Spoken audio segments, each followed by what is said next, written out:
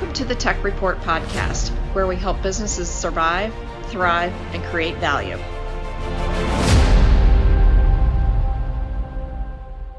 Well, welcome everybody to the Tech Report, the podcast that is all about helping businesses survive, thrive, and create value, especially in our trying environment today. So I'm going to be your host today. My name is Brad Stoller. Well, I'm really hoping that at some point we don't have to keep bringing up the coronavirus. But while many look at the issues of the pandemic as just being horrific, there are others out there that are looking at this is just really an opportunity and one of the greatest change agents in our lifetimes. I happen to fall in that category. Whichever way you look at the pandemic, one thing really is certain, and that is it is changing the way we all do business. So today's guest is an example of somebody who has really devoted his life to changing the way that business is being done. And he specializes in the managed service providers area and is committed to bringing a new way for MSPs, as they're known, to provide better service to their business clients and allowing for more efficiencies. So from what I've seen, his new platform is a real big win for MSPs everywhere. So they can do a lot better job for their clients, which means that's a big win for their clients. Everybody wins in this. So it's also really just, like I said, it's a win for business owners everywhere, is they can get a more robust service from their MSP, and that is if they use the platform. So our guest today is TJ Karwal. TJ is a co-founder of ClusterNet, which is actually a technology company based in San Francisco. They currently service clients such as Carl's Jr. Everybody knows them as the West Coast is Carl's Jr. East Coast, where I'm at, it's more Hardee's. But Pete's Coffee, Jamba Juice, Holiday Inn, and he's got over 800 sites across the U.S. to protect their data. So their firm just announced the launch of their new MSP platform called Friday. And I'm sure he's excited to explain how this changes the way that business is being done. So TJ, welcome to the Tech Report.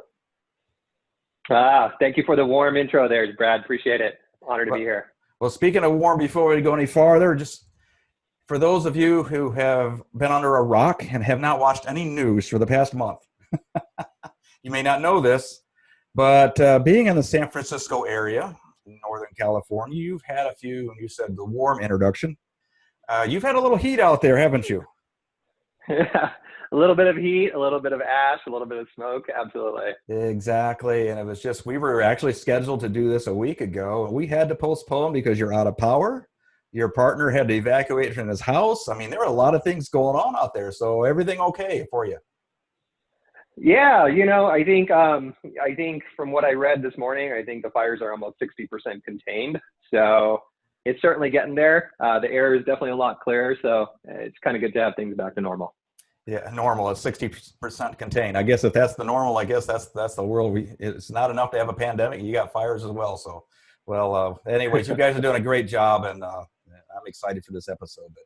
But TJ, we all want to hear about this new platform called Friday. But before we go there, just tell us a little bit about yourself, your background, how you ended up in the technology industry.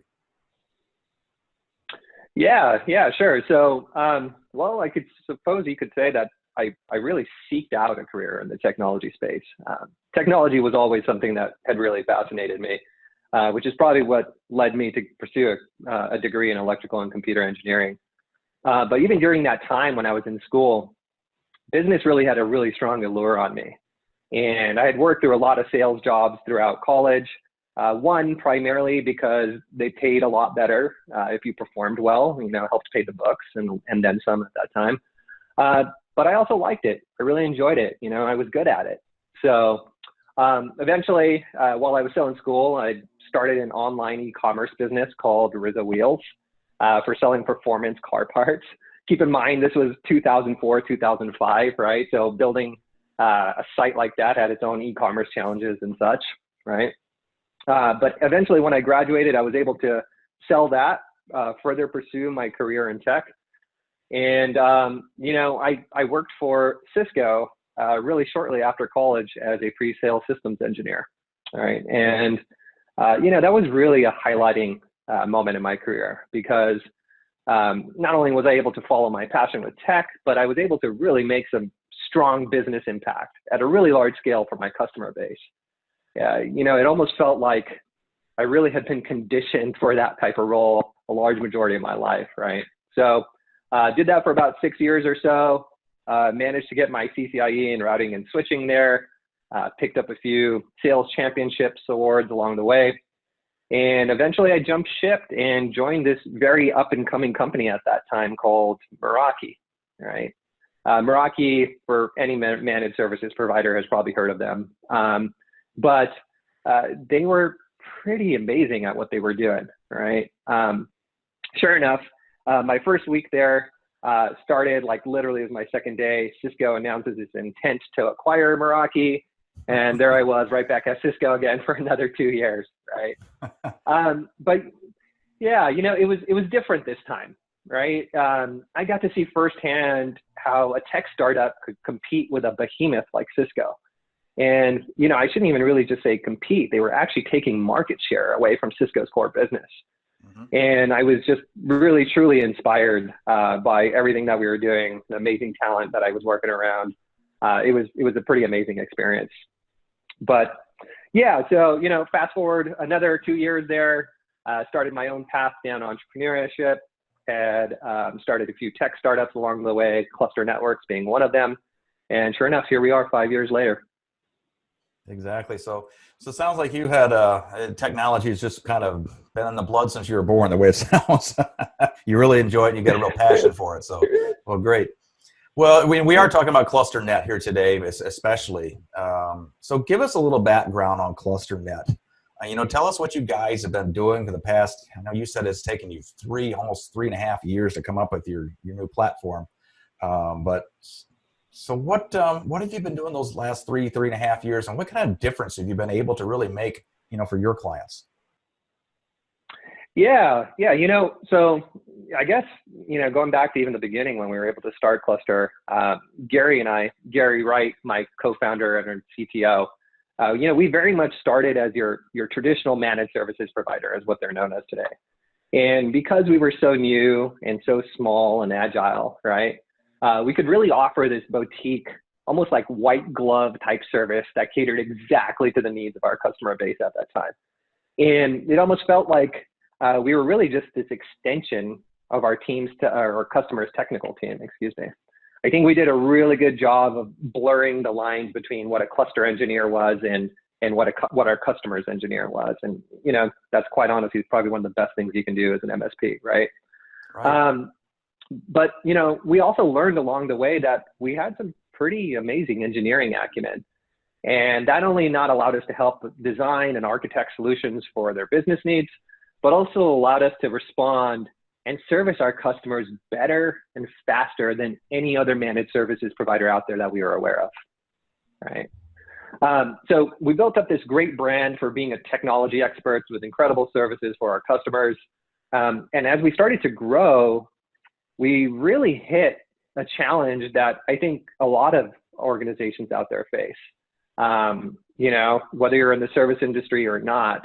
And that's really, how do you scale your service or your business offering without watering down your solution and, your service experience for your customers that are catering. Exactly. That's always a big problem when trying to scale up, but yet still being able to be that person, that company that you started out as. And that is a challenge, big challenge. Absolutely. Yeah. You built up this brand for being amazing, great customer experience. And then you grow really big, and then you literally have the customers saying, oh, they grew too big and now they suck, right? And we didn't want to be one of those companies. We put a lot of time and effort to, building that up for ourselves. So we were able to foresee that pretty early on. And rather than scale our company in manpower, like a lot of other companies do, right? For example, hiring support engineers or field technicians as more business comes in so you can cater to that business. We didn't want to add a lot of overhead to ourselves. We wanted to be around for a while. So we started to do that internally in software, right? And we started to build something internally that allowed us to help handle a lot of the legwork that our support engineering teams were really running into. And we quickly realized that we were able to do the job of 14, 15 support agents with literally 4 or 5 agents actually instead. And because we were speaking directly to the infrastructure that we were managing itself, we could actually tell the devices how to respond based on certain events dynamically. And I'm not just talking networking devices. I'm talking like literally the entire tech footprint on site, right? Exactly. So yeah, we made some really strong impact. We're able to deliver on a lot of those service offerings in our brand as we started to scale. And, our customers really took on all the benefits of being able to get great service and, all the things that really we kind of extended at that time.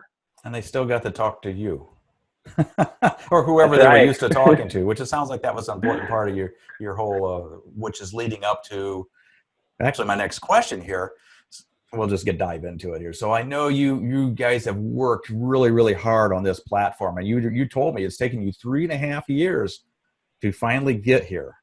And for those of you who you wouldn't know this, but TJ and I have talked. When did we start talking? I want to say 2 months ago, 3 months ago. And at that point, it was, hey, I got something really exciting, but I can't tell you about it. Oh, come on. Another month goes by. We get we go back and forth. We're getting close, but I still can't tell you about it yet. Okay, whatever. So, and by the time, I'm thinking like, okay, I'm not going to hear back from TJ anymore. And then out of the blue, here it comes again. We're ready. So I'm kind of excited because I have not heard about this either. I've been waiting for 3 months to hear about this platform. So before you go too deep, though, what were the problems that you were seeing, and how does your new platform address those issues? Yeah. So today, Friday, is really focused on addressing a lot of the problems and inefficiencies specifically for level 1 support, right? Gotcha. Level 1 support, meaning really, for anybody who's not as familiar in the managed services space, level 1 support is typically the first point of contact where you request help with, like the support agent that answers the phone when you have an issue. I lost my password, help, that kind of thing. Exactly. Yeah. Exactly. The problem with level 1 support is multiple things, right? One is it's really expensive to actually do it right. Depending on your organization size, you need to hire trained support engineers that can operate during your actual business hours, that can service all your support cases. You typically need some sort of contact center tools to receive all those requests. If you're doing 24/7 support around the clock, you typically have multiple operation centers that you're staffing with agents, so on and so forth. If you're trying to be proactive by any means, you need some sort of, monitoring software that has to be configured and has to update all the environments constantly. And even if you get that tuned just, nice and neat there, you typically have some dedicated resource to maintain that, et cetera, right? So there's a lot of a footprint and a lot of costs, a lot of licensing, a lot of manpower, a lot of expenses really coming into that space, right? Exactly. And that's tough when you're not necessarily starting out, but it's expensive, as you put it, very expensive. Absolutely. Operational costs are huge, especially when you're talking to organizations that don't typically lead with technology. They just see it as, a high price ticket item, right? But, the interesting part about that is Friday doesn't require really any of those additional tools to do any basic monitoring. It's all natively part of the system. All the communication can be done either outbound proactively or inbound when traditional somebody calling in to support via Friday's natural language processing engine, right? NLP. Also, Friday gathers all the data on the incident, identifies the root cause of the issue, and either resolves it or escalates to the appropriate team depending on the issue of itself. Right. So expensive is one. The second one is that level 1 support can be really slow, right? If a user needs some sort of help or is having an issue, they can be put into a support queue depending on the available staff. Right. Exactly. Then once they do get someone to respond, they need someone to help them describe the problem. So the support agent can run through these canned scripted responses so they can try and fix the problem. And typically you hear things like, okay, unplug the power, wait 30 seconds, plug it back in, or, unplug the cable and plug it back in. Okay, did that fix it? Sure enough, they go through all these little things. And if it doesn't, they need to escalate to their own support engineers, just ultimately adding more time, making the problem even worse as it is, right? In Friday's case, Friday's aware of the problem the moment it happens. It already knows all the symptoms that the user is having because it's intelligent, and it can figure out what the root cause of the problem is. It performs all the troubleshooting steps behind the scenes or with a contact on site to identify and resolve the problem as they happen. Right. So it can actually and not work only in that, conjunction with somebody that's on site. So I didn't know about that. Okay, that's kind of neat. Yeah, absolutely. There are always some physical challenges that you just typically won't get information on if devices are down or if something in infrastructure has failed. So being able to engage somebody on site is really huge. But even in addition to that, like, keep in mind, retail is probably, a good 90% of our business today. So a lot of the people that Friday engages with are non-technical staff, right? It can either be a barista or somebody who's working in the kitchen. It could be a general manager, or it can even be an on-site technician. Friday has the ability to kind of really simplify a lot of these technical issues and just ask key silver bullet questions so they can get the problem resolved and get it back online, right? The final thing I can say that level 1 support is very reactive. It's complex at the same time, right? There are a lot of moving pieces, like I said, dealing with a full tech footprint on site. But if a device or a performance issue starts to occur, typically someone runs into that head on, right? That could be something like, my point of sale terminal and transactions are feeling really slow. The device has connectivity issues. I can't connect to Wi-Fi, or just flat out outages, whatever it might be. The worst case scenario I can think of is probably maybe something like a security breach is happening and occurring on site, and data is being mined right underneath their noses, right outside the site, right? Being able to identify issues like that are one thing, right? But being able to respond quickly and take actionable next steps on things as they occur can make the biggest difference on the brand, right? I'm going to stop you just right there for just a second, because I know that I've talked with a lot of MSPs, a lot of end users, which is, the businesses. Security definitely is a hot topic right now because it is just gone ballistic right now as far as the number of cyber attacks, and ransomware has gone rampant. And if you never heard of Bitcoin, wait, because your ransom person will contact you and want Bitcoin, that kind of stuff. So now you got to educate yourself on how to even pay them, that kind of thing. Yeah. But you're saying that your system actually can pick up on some of these issues. Can you dive just a little deeper in that? I know there's going to be a lot of people raising the eyebrow just like I did. Sure. No, absolutely. Yeah. So, we do it in two ways, really, right? Friday is really this layer that sits on top of a customer's like network infrastructure or hardware infrastructure itself. And we can certainly rely on things like the firewall capabilities to do its job and, block things in its tracks. But what Friday does, even that goes above and beyond that, is we look for anomaly type behaviors on site, right? Things that traditional firewall or IPS engines don't pick up, right? So things like, if I have a site that's just, pushing maybe 200 megs of bandwidth, and then all of a sudden we see it spike to 2 gigs, and it's all coming from one computer, and all that data is being uploaded to some foreign country somewhere. Right. That's an anomaly. Dynamically take that, put some sort of security policy around that device, and prevent that from talking to anything other than what it's been talking to for the last month and a half, for example. Right? We have a lot of granularity there. Does that make sense? It does, and that can be very, very, I'm thinking for your launch, that could be a very big selling point to MSPs, because I talk with a lot of them, and I'm getting the vibes that the firewalls, the antivirus, all that stuff, and the monitoring, it's great as long as they know about that particular instance, if you will. Okay, but if they don't know about it, they're not going to pick it up. So that's why you have to keep getting updates all the time. But you're talking about, well, hang on a second, we're going way farther than that. If we catch somebody downloading things and it doesn't look normal, we're going to raise the hand right now.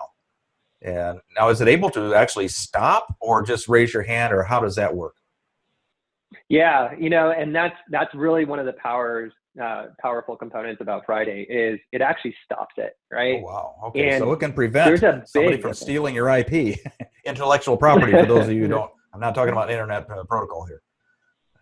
Yeah, yeah, that's right, right. And that's a lot of the value add here is like there are a lot of tools and things built up to kind of tell you when things are happening, but it still requires somebody to take actionable follow-up and go perform next steps based on what there's happening. And quite honestly, that's where a lot of inefficiencies lay. It's a lot of where a lot of the operational challenges and disaster response, right? That's a big issue that we deal with a lot of our customer space. So Friday has the means to kind of quarantine that type of behavior and then, alert people who are appropriate so they can go and take a look and take, action next steps. But yeah, we definitely want to stop that. And that's huge in the security space. Oh, it is very, very huge. So that sounds kind of exciting anyhow. But so what do you say to those people? Because there's going to be a lot of technology people watching this, okay? And business users as well. There's going to be a lot of companies. You work with a lot of large companies. The IT groups are going to be looking at this and they're going to say, well, hang on a second. I've already got a partnership with company X. So why should they take a look at ClusterNet and Friday? That's a really good question. That's the one they're going to be asking. Oh, definitely. Yeah, I'd say right now, probably more than ever, really. We're into an era where technology is mission critical for almost all businesses, right? But technology isn't perfect. It can fail, it can get hacked, it can get compromised, it can malfunction. Whatever the issue is, how a company responds to an incident can make all the difference between experiencing a small service blip or having angry customers walk outside of your doors, or even having, like what we've been talking about, having security threats taking control of your entire environment and doing things like ransomware. So I'd say if you have a company that is able to address all of those and you've been fine-tuned, then great, But I'd say if you're looking to perform all of those functions with a better support experience, resolve issues exponentially faster so your staff can focus on their core business, address those security concerns and do it all for far less money and complexity, then you really need to take a moment to give us a call because that's exactly what Friday's doing. Oh, that sounds wonderful. I know one thing about the people in the technology industry, whether you're an MSP or whether a CISO or whoever you are out there, or just a business owner, we all owe it to ourselves to constantly look for newer and better ways and cheaper ways, more efficient ways to do something and get even better results out of it. So it sounds like you're kind of addressing that issue. So it sounds like people owe it to at least check it out. So I know we talked a lot in just a little bit of time about your new platform and the issues of the technology management industry, among other things. But what have we not talked about yet that you feel is really, really important for people to know? Gosh, I could be here for hours. I said one. Talk about this all day long. Well, maybe one with bullet points. I don't know. That's right. Yeah, exactly. I would say, what we built today and what Friday is doing is really just the beginning of something even greater, right? We haven't even talked about what we have in the pipeline and how that's going to really just cause a massive shift in what we understand in the support industry as well. We haven't even begun to talk about Friday's machine learning capabilities and then, creating this baseline of what normal really means to any site, or even some sort of roadmap with one things that we're doing with augmented reality to further take complicated technical issues and make them even simpler so on-site staff can resolve it. But I'd say, the best is yet to come. The AI is only going to get smarter. It has the ability to learn.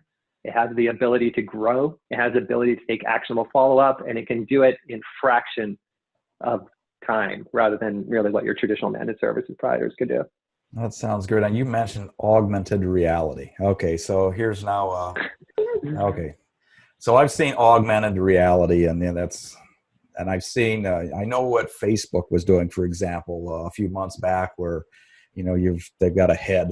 The head can be in who knows where. It could be in China for all that matters, and you're here in the States, and these two heads show up on a screen, and they're they're your head. That's all there is there. But they were working on putting the bodies together later, and then putting in your background, your virtual office or whatever. But is that the type of augmented reality you're talking about, by actually being able to be there but not be there, or what do you mean by augmented reality? Yeah. So I'm going to be brief on purpose because I don't want to let a lot of the cat out of the bag. And I'm trying to get the cat out of the bag here, aren't I? I'm being bad. I know. No, it's fine. Honestly, being able to see things through the lens of a technical person is extremely powerful. And augmented reality is really the perfect tool that allows people to do that, right? I think we are certainly doing a little bit about what you're talking about, being able to have eyes on site with, depending on somebody who's on boots on the ground. But even taking that further and just getting valuable information of things then, on site, again, for non-technical people is really what we're talking about, right? So more to come on that. Okay. So Mumster, you're going to make me wait another 3-6 months again, aren't you? That's all right. I get it. Okay. Well, I will say, if nothing else, you are very good about keeping it hushed until it's time. So I won't keep prying because I know you won't tell me anyhow, but that's all right. So, well, I'm sure there's going to be a few. Everybody watching this is going to have questions. I know that. So how do they reach you? I'd say the best way to reach me is, LinkedIn. I'm pretty active on there. I have a lot of folks that kind of reach out and kind of ask me questions. I make it a point to get back to all of them. You can certainly go more at clusternetworks.net, read about a little bit of a high level on Friday. We'll be publishing a case study of some of the impact that Friday has made for the businesses that we're working with. Or you can even just drop me a line, an email, tjkarwal@clusternetworks.net. And, I hope you do reach out to me. I look forward to talking to you. Hey, sounds great. Well, this has been a really, I've been looking forward to what you were going to, at least the part of the cat that you're going to let out of the bag here today. I wanted to hear about it, and I think everybody else will enjoy it as well. So a big thanks to TJ Karwal for being our guest here today on the Tech Report. TJ, again, I wish you the best of luck. Let us know if we can help you in any way, but glad to have you aboard here today. Thank you so much, Brad. I appreciate the time today.